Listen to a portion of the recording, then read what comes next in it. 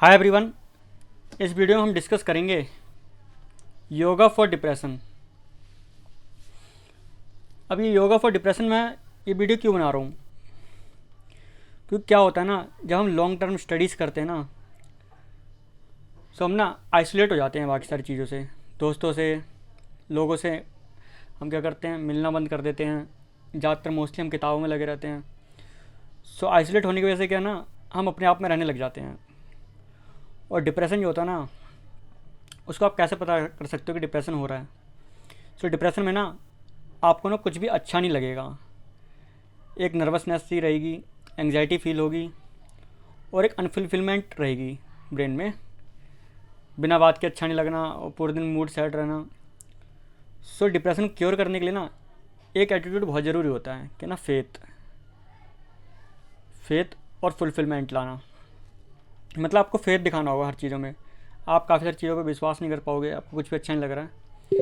अब ये तो हो गया कि मेंटल लेवल पे हम फेथ वगैरह कर सकते हैं, लेकिन खाली फेथ लाना भी बड़ा मुश्किल होता है जब डिप्रेशन हो रखा होता है। और योगा जो है ना, योगा, ये डिप्रेशन का योगा जो मैं आपको बता रहा हूँ, मैं योगा ना डिफरेंट डिफरेंट तरीके के लगभग 2 साल से कर रहा हूँ। जब से मैंने यूपीएससी की तैयारी शुरू करी थी उससे तब उसके 1 साल बाद से। सो डिप्रेशन को क्योर करने के लिए ना आपको ना एक योगा सीक्वेंस फॉलो करना होगा, जिसे कहते हैं हथा योगा।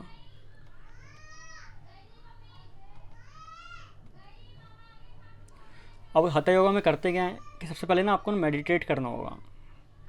अब मेडिटेशन में आप सबसे पहले ना, और फिर उसका मेडिटेट के बाद आपको प्राणायाम करने होंगे, प्राणायाम के बाद करने होंगे आसन्स। जब आप ये तीनों चीज़ें फॉलो करोगे ना, मेडिटेट, प्राणायाम और आसन, तभी आपको जो ना योगा के इफ़ेक्ट्स मिलेंगे देखने को। अदरवाइज़ आप खाली आसन कर लो या प्राणायाम कर लो, आपको ना इफ़ेक्टिव चीज़ें मिलती नहीं हैं देखने को। ये मैंने खुद प्रैक्टिकली ट्राई किया है। और फिर लोग कहते हैं कि योगा काम नहीं कर रहा है। सबको क्या करना होगा, मेडिटेट कर सकते हो आप। जैसे कि आप जिस डेटी को वर्शिप करते हो ना, उसका नाम ले सकते हो। जैसे कि इस्कॉन वाले हरे कृष्ण महामंत्र देते हैं और कुछ लोग ओम का जाप करते हैं। ऐसे ही जिसका भी आप चाहें उस पर फोकस करके ना उसके नाम जप कर सकते हो मेडिटेशन में। और मेडिटेट काफ़ी तरह के होते हैं, आप यूट्यूब पे और भी तरीके के मेडिटेशन सर्च कर सकते हो। तो उसके बाद प्राणायाम देखते हैं, प्राणायाम में क्या करना होगा। सो प्राणायाम में ना आपको सबसे पहला चीज़ जो है ना, एक नॉर्मल पोस्चर में बैठना है। जो होता है ना, जैसे हम ओम का जाप करते हैं तब लेग टू लेग रखते हैं और हैंड्स रखते हैं उसके पीछे ऊपर। सो उसमें नॉर्मल ब्रीथिंग करनी है आपको 5 से 10 बार। अब नॉर्मल ब्रीथिंग के बाद ना ये करना है आपको सूर्य भेदना। सूर्य भेदना में क्या होता है ना, आपका थंब जो है, थंब से लेफ़्ट नोस्ट्रिल जो है पूरी तरह से क्लोज़ कर दोगे। और आपकी जो चारों फिंगर है ना, वो आप अपने माथे के ऊपर, फोरहेड के ऊपर रखोगे और डीप ब्रीथ करोगे। फिर डीप ब्रीथ करने के बाद ना आप ब्रीथ को रोकोगे अंदर, अपने शरीर के अंदर। और कब तक रोकनी है, जब तक आप एक प्रेशर फील ना करो कि वो ब्रीथ बाहर आना चाहती है। देन उस तरीके से जब वो ब्रीथ बाहर आना चाहेगी ना, तब आपको आपका राइट नोस्ट्रिल क्लोज करना है और लेफ़्ट वाले से ना बाहर निकालनी है ब्रीथ को। सो इनहेल और एक्सेल इससे करना है, इस तरीके से। इनहेल करना है राइट से और एक्सेल करना है लेफ़्ट से। और ये आपको 3 से 5 बार करना है खाली। अब 3 से 5 बार ये करने के बाद ना सिर्फ इतना ही करना है। फिर उसके बाद आपको भास्त्रिका करना होगा, भास्त्रिका। अब भास्त्रिका में क्या होता है, जो भास्त्रिका है ना, भास्त्रिका अगर आप यूट्यूब पे सर्च करोगे ना, तो फोर्सफुली इनहेल और एक्सेल दोनों फोर्सफुली करने को आपको गाइड करा जाएगा। मोस्टली हर एक वीडियो में मोस्टली आपको ना फोर्सफुली इनहेल और एक्सेल करना है। लेकिन जो भास्त्रिका मैं करने के लिए कह रहा हूँ ना, वो ट्रेडिशनल भास्त्रिका है। उसके ना आपको रिजल्ट्स काफ़ी अच्छे से देखने को मिलेंगे। उसमें करना क्या होगा आपको, आपने कपालभाति सुना है, जिसमें आप एक्सेल करते हो फोर्सफुली और इनहेल पे ध्यान नहीं देते, एक्सेल पे ध्यान देते हो। सो भास्त्रिका में करना क्या है ट्रेडिशनल वाले में, कि आपको ना एक्सेल करना है, कपालभाति करना है मान लो 2 मिनट के लिए। फिर जब कपालभाति ख़त्म होती है ना, आपको डीप ब्रीथ इनहेल करनी है।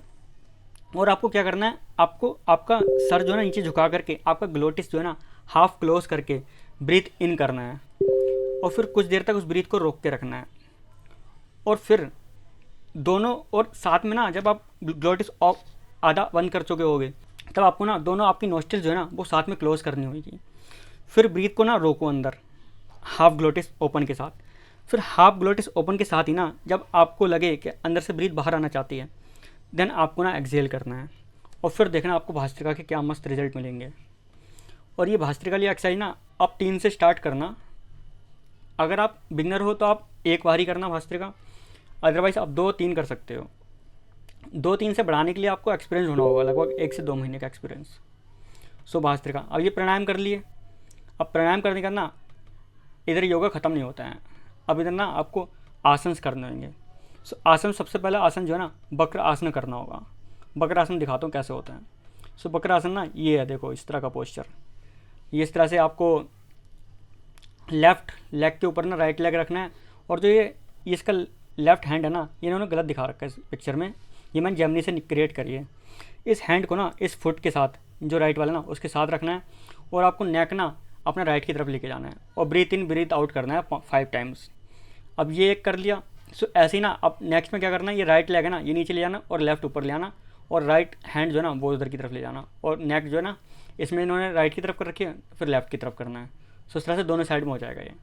सो वक्र आसन आपको ऐसे करना है। फिर उसके बाद वक्र आसन करने के बाद ना आपको भुजंग आसन करना होगा, कोबरा पोस्चर।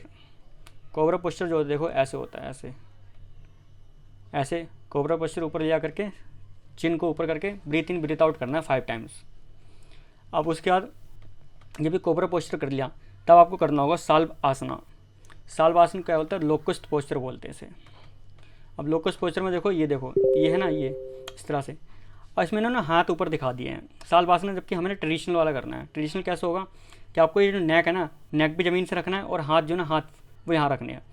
फिर आपको ना नेक नीचे रखे ही ना फिर ब्रीथ इन करनी है, और ब्रीथ इन करके ना आपको लेग ना ऊपर लेके जानी है, और जो फिस्ट है ना हाथ ये नीचे रख के ना उसको टाइट करके ज़मीन को दबाना है, और फिर जैसे ही आप लेग नीचे लेकर आओगे तब आपको ब्रीथ आउट करना है। सो ये हो गया साल्वासना। अब साल्वासना के बाद कब करना होगा, हलासना। हलासना देखो ऐसा होता है। हलासना में क्या करना है, आपको दोनों हैंड ऐसे रखने हैं, और आपको ना लेग पीछे की तरफ लेके आना है। अब हलासना में ना थोड़ा सा आगे बढ़ना होगा, इसमें सिर्फ एक ही इमेज रखी है।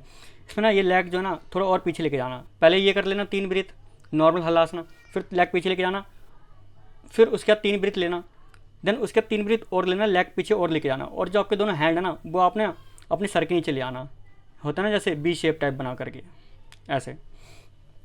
फिर हलासना के बाद आपको क्या करना होगा, हलासना क्या करना होगा आपको, पश्चिमोत्त आसना।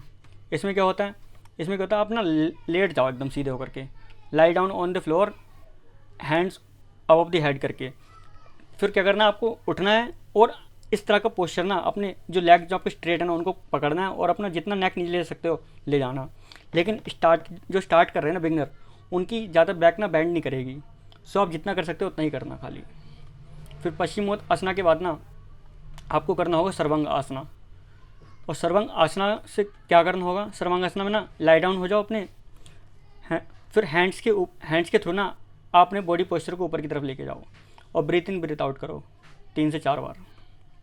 फिर उसके बाद लास्ट जो बचता है वो है शवासना।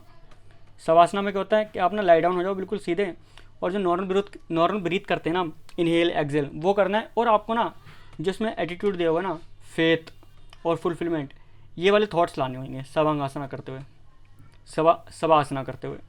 और इस तरह के थॉट्स लाते हुए ना आपको 5 से 10 मिनट तक आराम करना है। और इस तरह से आप डेली करोगे ना, लगभग 1 वीक कर लोगे ना, 1 वीक मैं गारंटी देता हूँ तुम ना अपने आप डिप्रेशन में काफ़ी ज़्यादा क्योर पाओगे।